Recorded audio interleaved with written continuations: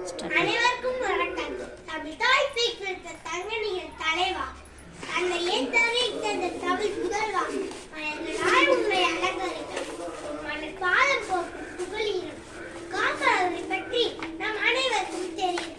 ஆனாலும் சில வரிகள் உங்களிடம் பயந்து கொள்ள விரும்புகிறேன்.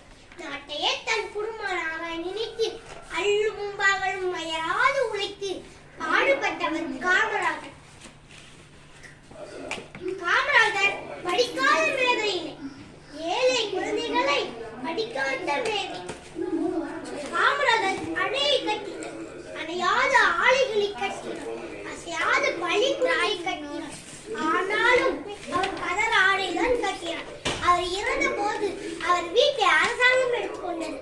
ஆனாலும் அவர் பேரை மட்டும் வரடி எடுத்துக்கொண்டது. ஏனென்றால் அவர் கல்வி செய்த புரட்சி. நான் ஒரு சிறிய கவிதை கூறி என் உரையை முடிக்க விரும்புகிறேன்.